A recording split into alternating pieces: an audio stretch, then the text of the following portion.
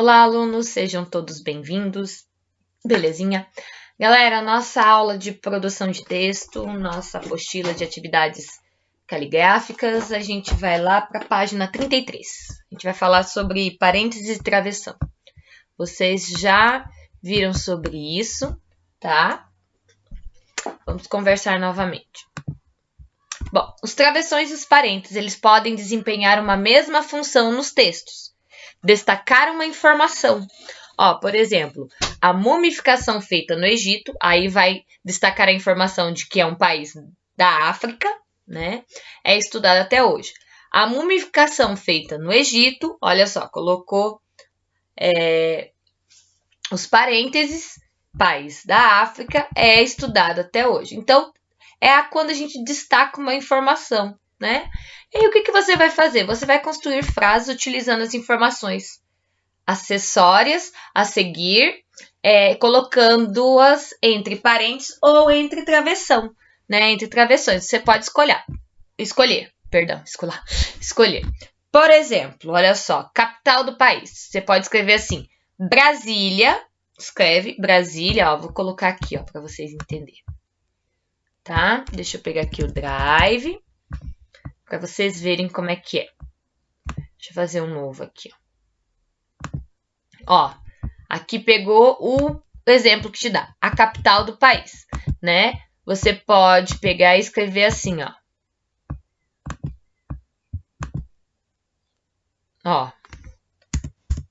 Brasília.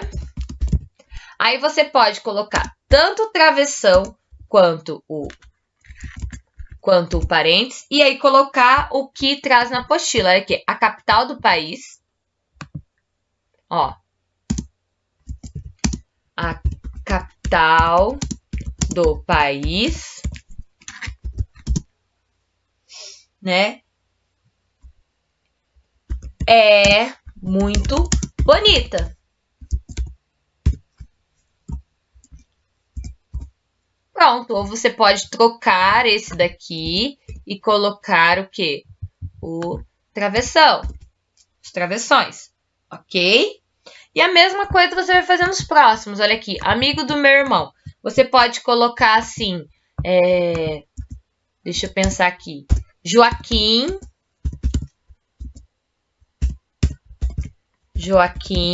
aí você coloca entre parênteses ou travessão, né? Aí você escreve, vou colocar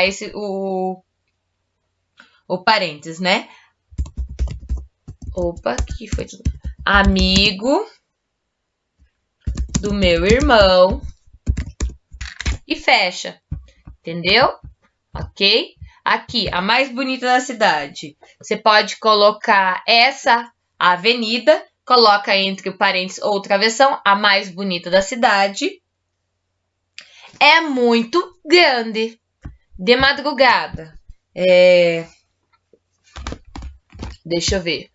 Fui passear, pode colocar os travessões durante de madrugada e ouvi um barulho, acordei, pode colocar o parênteses de madrugada e ouvi um barulho. Entenderam? Ok? Agora vamos para a próxima página.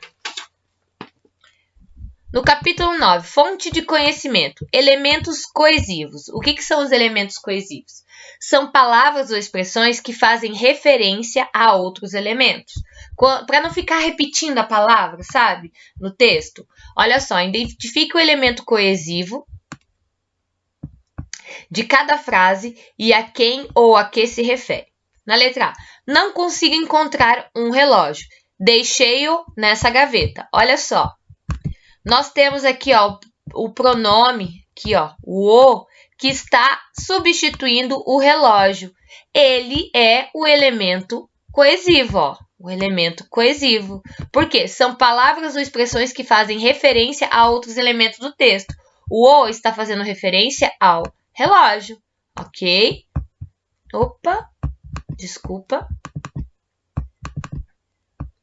Deixa eu descer aqui.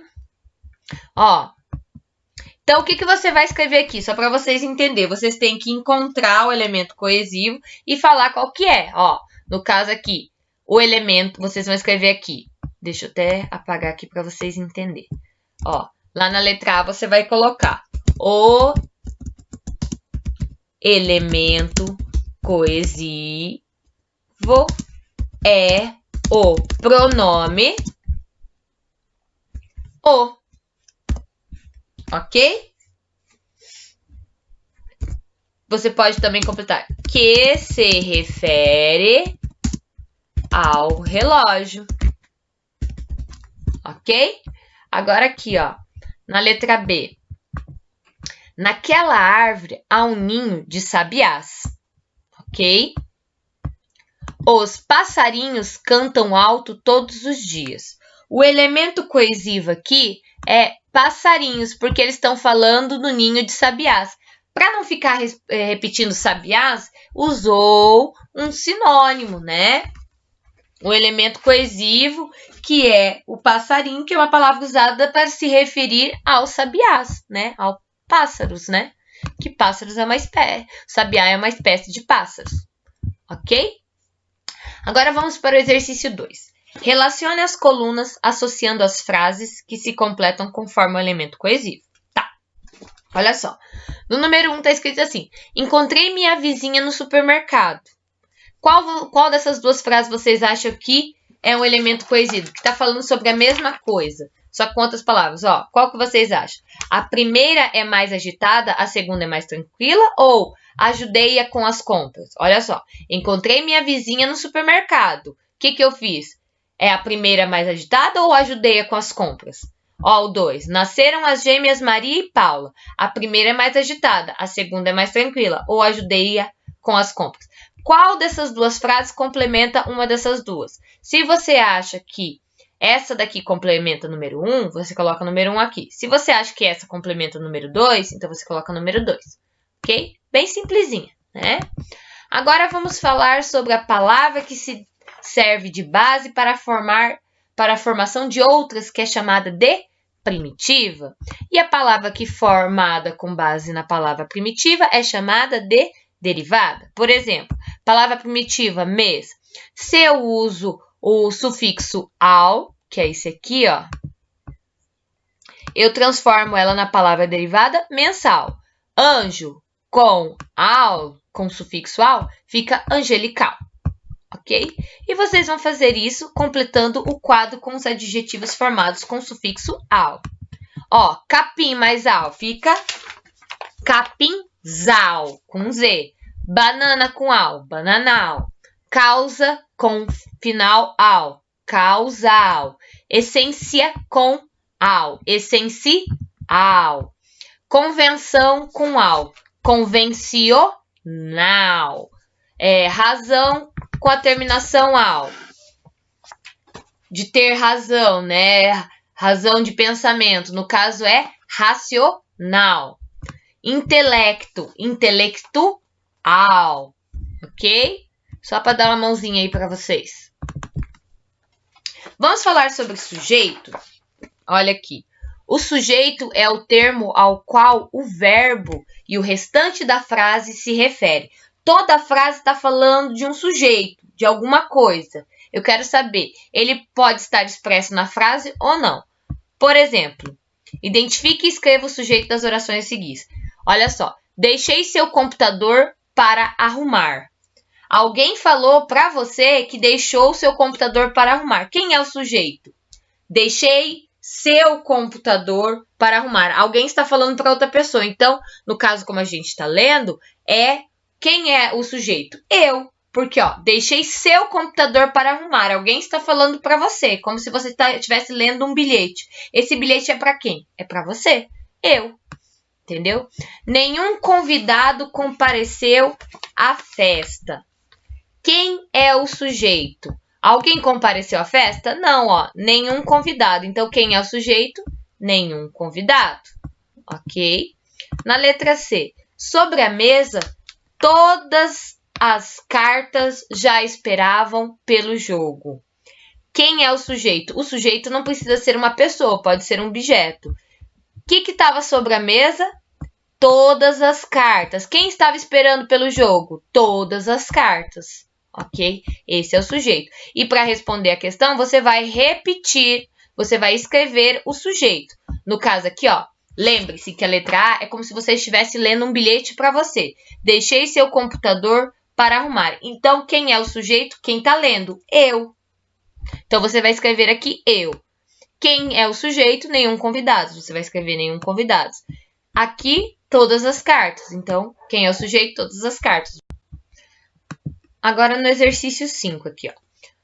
Copie as frases e, em seguida, sublinhe, isso aqui embaixo, e circule, sublinhe o sujeito e circule o seu núcleo. Tá, deixa eu explicar para vocês, relembrando o que é o sujeito, né? O sujeito é o que compõe, é o essencial da oração, da frase, né? Deixa eu trocar aqui, tirar da canetinha, subir aqui. Ele recebe essa classificação em razão de ser, de sua importância na frase. Quando aparece na oração, são chamados de determinados ou indeterminados. O sujeito pode ser formado por um ou dois núcleos, tá? No primeiro caso, é um sujeito simples. No segundo, sujeito composto, né? O núcleo do sujeito, a parte mais importante, pode ser representada por um pronome, um substantivo no caso nomes, né? Substantivo comum, próprio, ou palavras substantivas, né? Vamos lá, ó. Por exemplo, olha aqui. Os alunos ficaram comovidos com a situação. Tá, vamos primeiro. Quem é o sujeito? De quem que a gente está falando? A gente está falando os alunos. Eu descobri quem é o sujeito, são os alunos. Agora eu quero saber quem que é o núcleo. Lembrando de novo, gente, quem que é o núcleo? O núcleo, ele pode aparecer pela segunda e ele é a palavra base de tudo. Então, qual que é o núcleo de os alunos? É o os ou os alunos? Qual que é o principal aqui? São os alunos, né? São alunos, né? O os. Então, aqui, a gente achou o sujeito, né? Opa, deixa eu aumentar aqui. Os sujeitos são os alunos. E qual é o núcleo desse sujeito? Alunos. Agora, por exemplo, aqui, ó. E só para explicar novamente. Primeiro de tudo, você vai copiar a frase toda aqui, toda ela. Depois, tanto na escrita que você copiou, quanto aqui, você vai sublinhar e depois vai circular. Na letra B, você vai copiar toda essa frase. Olha só. A grande vegetação brasileira da Mata Atlântica está ameaçada. Quem está ameaçado? Quem que é que está ameaçado? Quem que é o sujeito aqui? Quem que está ameaçado? A grande vegetação brasileira da Mata Atlântica. E agora a gente achou o sujeito. Agora eu quero saber qual que é o núcleo. Qual que é o núcleo? Do que principalmente a gente está falando aqui? É grande? Não. É da brasileira? Não. É da Mata Atlântica? Não. Do que exatamente a gente está falando que tem na Mata Atlântica? O que tem na Mata Atlântica? A vegetação. É o que tem na Mata Atlântica. Entenderam? Belezinha? Fechou? E agora, para fechar, com chave de ouro, aqui, ó. Vamos fazer juntos? Capítulo 10. Em geral, vocês já conhecem o sufixo inho e inha, né? Que dá o diminutivo, que indica algo com seu tamanho diminutivo. Contudo, esse sufixo também pode indicar um valor avaliativo, apreciativo ou depreciativo, que gosta ou não. Quer ver, ó? Relaciona as colunas de acordo com os sentidos que as palavras no diminutivo podem ter. Olha só, esse filme me deu um medinho. Isso é admiração ou atenuar sentido? Ou seja, sentido de medo. O que vocês acham? Uau, que carinho, hein? É de admiração ou atenuar sentido? Então, assim, uau, que carinho, hein? Estou tendo uma admiração pela pessoa. Então, tá? Leia o texto a seguir. Vocês vão ler esse texto e vão fazer o quê? Vão copiar as palavras que estão no diminutivo, que vai estar terminado com inha ou com inho. Ok? Belezinha? Qualquer dúvida é só me chamar. Beijo grande. Tchau, tchau.